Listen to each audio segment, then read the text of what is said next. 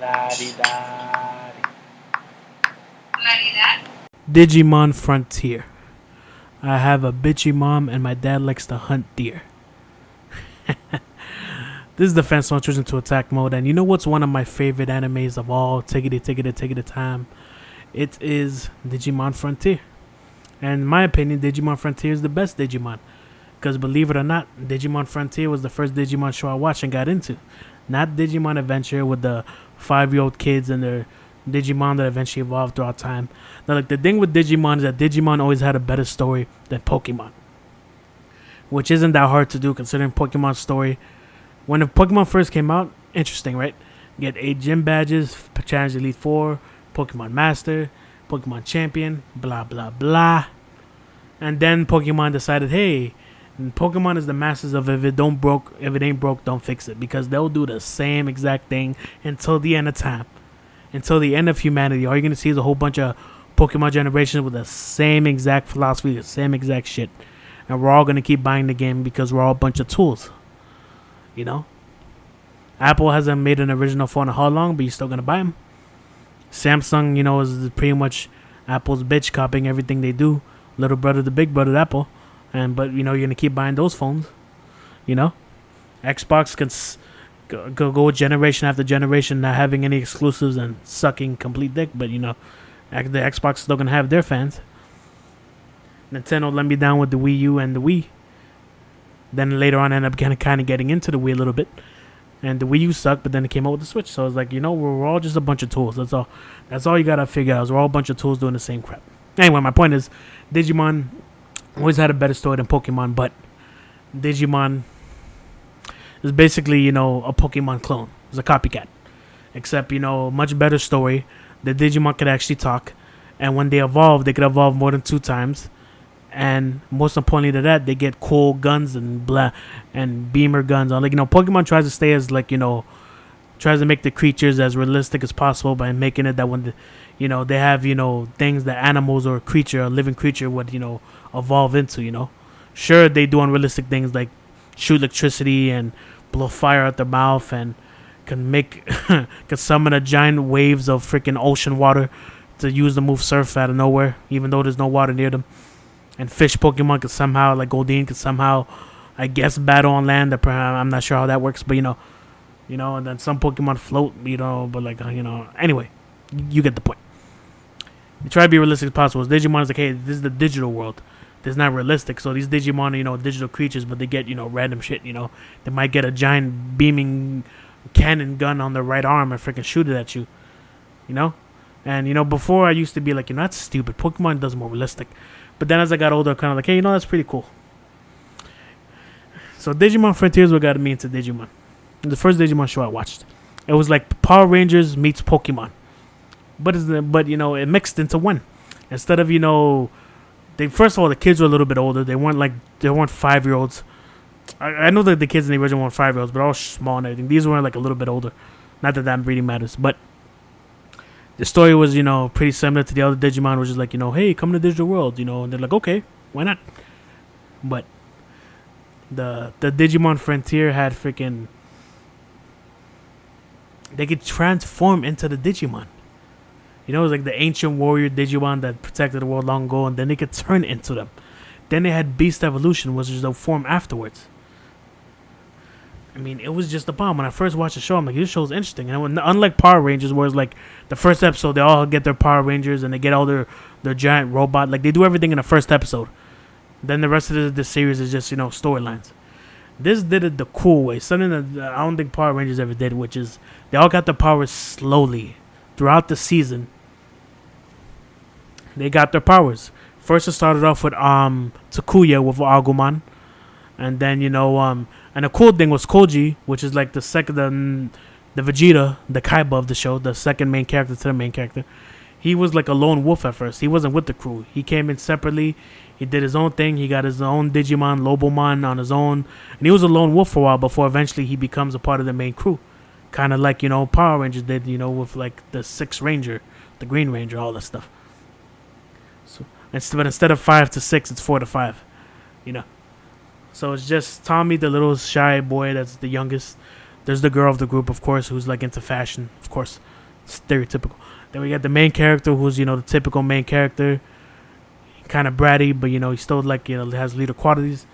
And then you got, of course, the fat kid, which of course I'm gonna relate to, JP. So Takuya and all of them get the powers. First, Takuya gets Agumon, and whenever they're fighting Digimon, because there's actual Digimon in the show, like it's still the digital world and it's still random Digimon who evolve and do all that stuff. The only difference is, and then in this world, Digimon have a normal evolution. They still have their baby evolution. They turn into beast evolution, which that's the only slight difference. But it's mostly because of the ancient warriors. Like the rest of the world is still normal Digimon as you know it and love it. From baby form to normal form to the third, fourth, fifth form, whatever. But the only difference is that the whole story is surrounded by the ancient digital warriors, Digimon warriors that fought back in the day or whatever. So the 5 characters have those powers, and then the other 5 are on the bad guy side. So the story revolves around them, and they turn into their beast mode later on. But first Takuya gets his Agumon. Then who's the second one? I think Koji gets his one, but I don't know if he joins him that quickly. Then Tommy, I think, is the third one. Then what's her face? Zoe, yeah, Zoe's the 4th one, and then JP's the 5th one. And before they got to JP, they made JP was kind of down on himself or sad because he was the only one without a Digimon before he eventually does his thing. And the way they did it was, the first person who gets his Digimon turns into a Digimon, he whips ass, right? He takes down whoever the bad guy is of the episode, he takes him down. But then in the next episode, for some reason he can't take down the current bad guy. So then the new kid gets the other Digimon like Tommy, and then he's the one that has the element that's able to defeat the bad guy. And that keeps going. The same thing with Zoe, and then the same thing with JP. When he gets his Digimon, the other characters couldn't fight off I think it was the Beatles or whatever kind of Digimon it was. And then he was able to turn into Beetlemon and able to freaking defeat him. So that way every character matters, everyone's equal. And the same thing with Koji and his Lobomon eventually joins the group. And then they eventually fight one of the main bad guys who ends up being the Koji's brother. But he had I think his name is Koichi. But he was a bad guy at first.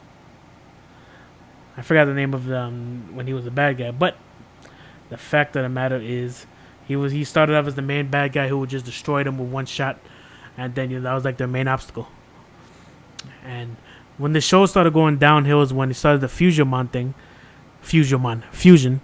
And only Takuya and Koji was able to turn Fusion. And then the rest of the crew, supposedly from what I looked up, the rest of the characters were supposed to get Fusion. I keep saying Fusionmon.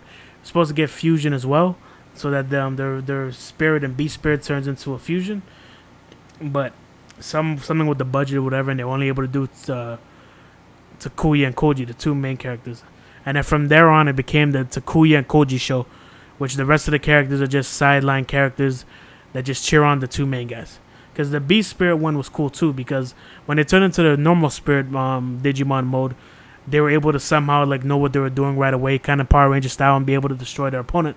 But when it turned into Beast mode, starting again with Takuya, it was I think it started with Koji first, then Takuya, with the Beast Spirits. Is the Beast Spirits are a lot stronger, but they can't control it at first. When they first turn into him, they're out of control and just shooting, firing at all cylinders and just fighting in any direction, and just they lose control. And that's the gimmick for the Beast Spirits, which makes it unique and cool. All the way up until the last character got his Beast Spirit, which was Zoe, the show was great. And then once they started the whole fusion thing, the show took a nosedive. And there's a few other episodes where the rest of the crew was able to use their Beast Spirits and have their own little story, but it just wasn't the same. You could tell they were just side stories to keep them going. And then then he started doing the thing past fusion, which all the characters give. By the time Koji's brother joins the team, there's 6 of them, so it is like Power Rangers. They freaking take all the powers and give it. 3 of them give the powers to Takuya, the other 3 give the powers to, or 2 of them give the powers to Takuya, and the other 2 give the powers to Koji, and then they both have their own spirits there, where they use those spirits. They use pretty much everyone's spirits, but it's just them. And then at the end of the show, they combine and do I forgot the name of the Digimon, but like they turn into basically they all the Digimon turn into all the Digimon spirit and beast spirits turn into one, and they all turn into one Digimon. But again, it's only Takuya and Koji doing it. It wasn't until the very last episode that the remaining cast was able to join them to turn into that Digimon. But then by that point, it's like, who cares? Because you're already seeing Takuya and Koji turn into the very final Digimon. So why the hell would we care if, why the hell would we care if everyone could turn into that last form Digimon when we only see Takuya and Koji do it? Now all of a sudden you want to throw in the rest of the crew like we forgot about them? Like, oh yeah, they exist, let's put them in. And that's basically it. The show was good up until that point. You ever watch Digimon Frontier? Watch it. I know a lot of Digimon fans hate it. Oh no, it sucks because blah blah blah blah blah blah blah. Because they like the original Digimon Adventure, and once it went to Digimon Frontier, was something different, and nobody likes changing. They don't like it. Blah, blah, blah, blah, blah. But if you never watch Digimon and never give shit about Digimon, or you just go back and watch Digimon Frontier, up until the point where the fusion evolution thing happened, the show was great. It's one of my favorite animes of all time. Just almost perfect. They had emotion, they had story, they had every character was their own character, and they had their own side story. Like Tommy was the boys bullied, and whatnot. Koji and his brother, though that whole story, it was actually a real good show. But once they started kissing Koji's and Takuya's asses too much, it made them just the only two that was able to get all the rest of the stronger powers and fight the bad guys, and everyone else is just like, yeah, come on guys, do it, cheer them on. The show took a nosedive, and then it was complete trash until the end. I wouldn't say it was trash, but it was just like, if you only care about Takuya and Koji, you're good. But if you care about every single character there, like imagine if the Power Rangers, freaking Jason and Tommy at the end like just sucked up the rest of the crew's Power Ranger powers and started fighting the bad guys, and the rest of the four were just like in the background like, yeah, come on guys, cheer on, come on Tommy, come on Jason, yeah. And then when they turn into like the robots, only those two get to use the robots, and everyone else in the sidelines like somewhere behind the grass cheering on, like Kimberly and freaking Zach and Billy and freaking Trinity all freaking in the background. Just like, yeah, come on, do it. You guys can do it. All Rob Schneider style. You can do it. Like they're Adam Sandler's, and they're both Adam Sandler, and they're Rob Schneider's. Just like, you can do it. Bite his head off. It's just trash. I didn't like that. I know whatever excuse they had, the budget, the blah blah blah blah blah. There's no excuse for just turning those characters into just nothing. You could have just made everyone else had fusion, and it should have stopped there. Once you started doing the whole, hey, let's all give our powers to Takuya, then you guys give your powers to Koji, and then we'll just go ahead and we'll just go to this corner and masturbate. I don't know what the hell what the hell? How am I supposed to get into this? Am I supposed to just not care about Tommy, JP, Zoe, and Koji came towards the like later on, but like, am I supposed to just not care about him no more because you want to kiss the two main characters' ass? So that's the only problem I have with Digimon Frontier. But anything before that whole crap with the fusion evolution thing, where Patamon was in the egg and you go, oh, I can only turn those two fusion. What about the rest of us? I can't no more. Bye. Before that, the anime is what introduced me to Digimon, and of course the Digimon games recently is what got me back into Digimon Cyber Sleuth. But Digimon Frontier slept on way too much, is hated on too much because it's something different for the little punk ass Digimon fans who love the original Digimon Adventure. To me, for my money, one of the best animes though. One of the best. Up until the whole fusion evolution crap and everything after that. This is Attack Mode, switching back to defense mode. I am out. Peace.